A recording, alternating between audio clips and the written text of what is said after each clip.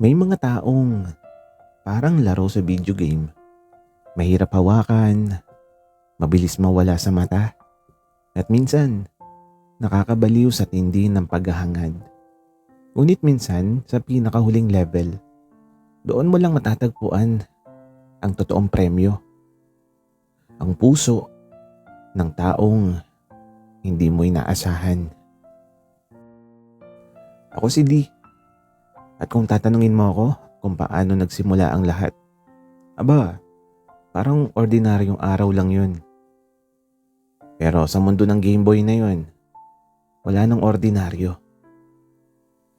Nagkita kami ni Shan sa isang maliit na arcade sa tabi ng kanto. Nakatingin siya sa isang lumang fighting game. Parang ang dami niyang alam sa mga combos. At ako, well, mabagal sa reflexes pero mabilis sa tawa. Hey, gusto mo bang challenge?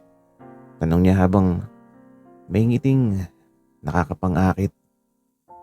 Di ko alam kung bakit pero tinanggap ko.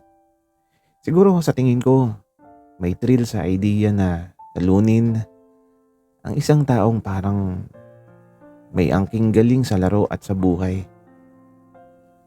Sa bawat laban, bawat eksaktong pindot sa button, unti-unti, hindi lang ako napapahanga sa galing niya, kundi sa paraan ng pagtawa niya. Sa kung paano niya pinaparamdam sa akin na kahit sa isang simpleng laro, may connection kami. Kala mo matatalo mo ako, pero parang mas mahirap talunin ka sa tawa mo kaysa sa game. Sabi ko sa kanya habang nagbabalik sa coin slot. At doon nagsimula yung larong hindi ko alam kung kailan matatapos. Ang larong tatawirin naming magkasama.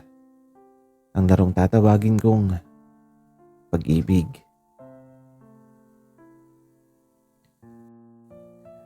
Ang simula ng lahat ay sa arcade. Pero parang hindi sapat ang loob ng coin slot para pasukin ang kilig sa pagitan namin ni Shan. Kaya isang hapon, nag-alok siya sa akin ng bonus round. Isang lakad sa park. Game ka ba? Tanong niya habang may hawak na dalawang ice cream cone. Hindi ko naisip na ang simpleng tanong na yon ay magiging sanhi ng mabilis na pagtibok ng puso ko. Naglakad kami sa ilalim ng puno. Nagkaroon ng friendly banter at syempre may konting pakilig sa bawat tanong na parang minigame. Kung pipiliin mo, gusto mo bang manalo sa laro pero walang kausap o talo pero may kasama? Tanong niya. Syempre, kasama ka.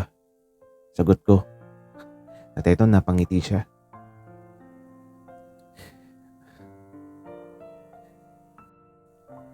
Alam mo, minsan ang laro parang tao. Kailangan mo lang maintindihan ang timing. Sabi niya habang nakatingin sa malayo. At iyon yung panimulang tutorial sa kung paano ko unti-unting nakilala si Shan. Hindi lang bilang player sa arcade, kundi bilang taong gusto kong matutunan ng bawat galaw, bawat ngiti, at bawat sagot sa puso niya. Ang hapon ay nagtapos sa mga simpleng bagay. Ice cream na natutunaw sa kamay, tawa na sumasabog sa hangin, at isang halik ng hangin na para bang may paunang cheat code sa puso ko. Hindi pa kami opisyal pero bonus round na yun. At natutunan ko na minsan sa pinakasimpleng laro sa buhay, may panalo kang hindi inaasahan. Ang pagkakataong makilala ang taong magpapabilis ng tibok ng puso mo sa bawat hakbang. Alam mo di, sabi ni Shan habang naglalakad kami sa mall, ang totoong laro, hindi sa arcade lang nagaganap.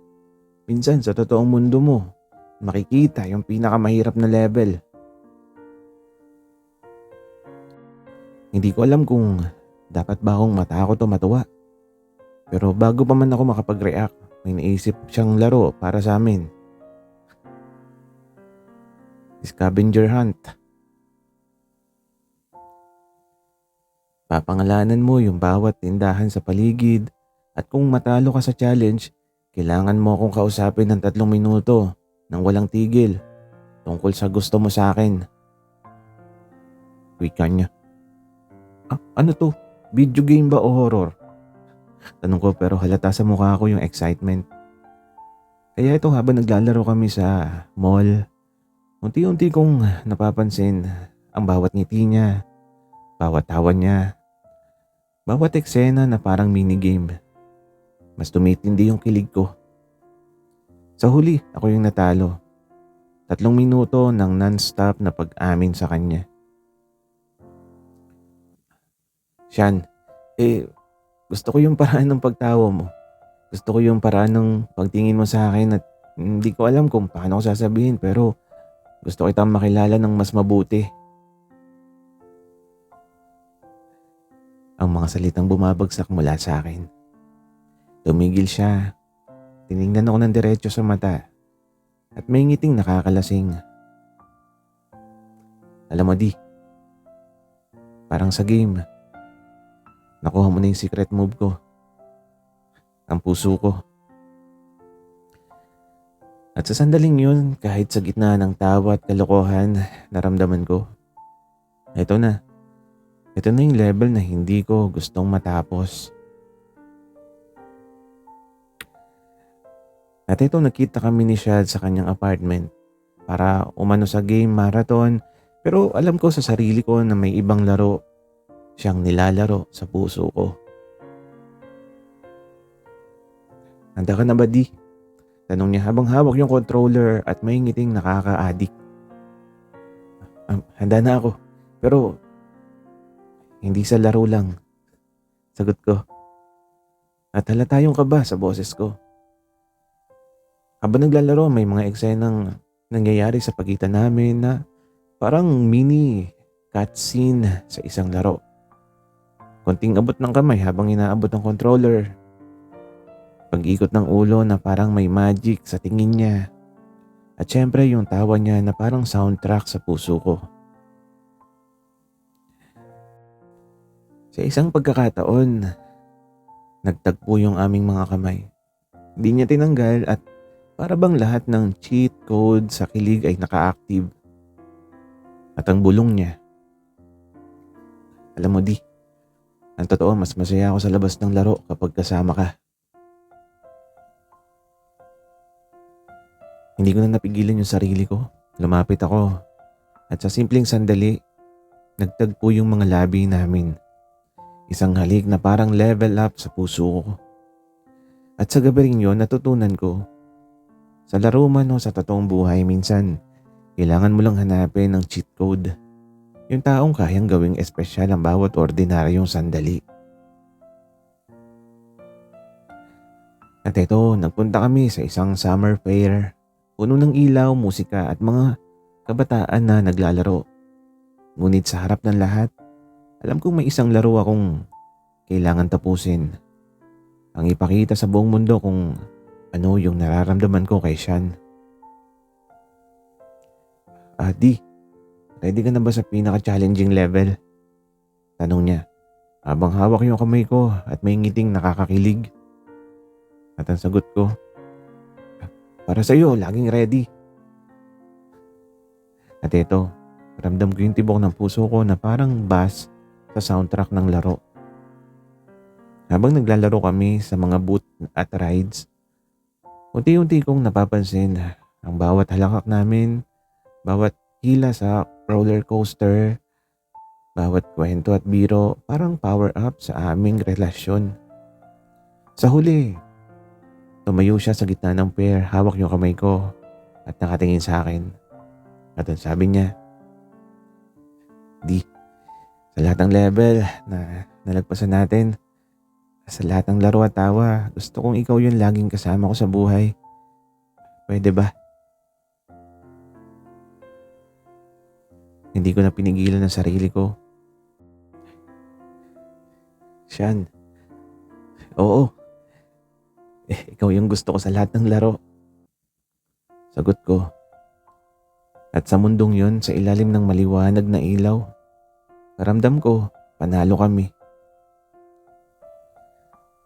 May mga laro na hindi natatapos sa scoreboard. Ang tunay na premyo ay hindi sa medalya o coins, kundi sa taong makakasama mo sa bawat level ng buhay, sa bawat halakhak at luha, at sa bawat hindi mo inaasahang tagumpay ng puso. Pagkatapos ng summer fair, nagkahiwalay muna kami ni Sean dahil sa kanya-kanyang trabaho at buhay. Parang pause button sa laro. Pero ramdam ko pa rin yung heartbeat niya sa bawat mensahe, bawat tawag, at bawat alaala. Alam mo di, ang larong ito ay parang totoong buhay. Puno ng obstacle, twist, at minsan kailangan mo munang lumayo para mas maintindihan yung totoong level ng iyong puso. Sabi ko sa sarili ko habang naglalakad sa parke. At dumating yung araw na bumalik siya. Hindi sa biglaan, hindi sa sorpresa lang, kundi sa tamang timing, sa tamang level, sa tamang lugar. Di! Tawag niya. Hawak ang lumang Game Boy na pinagsaluhan namin noon. Sean, ikaw na talaga. Bulong ko na halos hindi makapaniwala. At sa puntong yun, lahat ng pause, lahat ng lag, lahat ng miss combo, lahat ay nagbunga ng tamang restart. Yakap, tawa, halik. Parang bawat level ng puso namin ay nag-level ups. At sa wakas, natutunan namin, ang totoong laro ay hindi natatapos sa scoreboard. Natatapos ito sa taong handang sumama sa iyo sa bagong level. May mga laro na kahit tapos na, paulit-ulit mong nilalaro sa puso mo. Dahil ang totoong panalo ay hindi nasusukat sa tagumpay, kundi sa taong kasama mo sa bawat takbang, bawat tawa, at bawat halik. Makalipas ang ilang taon, nagkita kaming muli sa parehong arcade kung saan nagsimula ang lahat. Mas matanda kami, mas matured, pero yung tawa at kilig at mga halik parang hindi nagbago. Huling laro na ba natin to, Di? Tanong niya habang hawak yung kamay ko. Hindi. Ito yung simula ng lahat ng laro kasama ka. Sagot ko at naglakad kami sa labas ng arcade. Sa ilalim ng ilaw na parang nagbabalik ng alaala. At ramdam ko sa bawat level ng buhay, panalo kami sa isa't isa. Sana'y nagustuhan nyo ang aming kwento. Maraming salamat sa inyong pakikinig.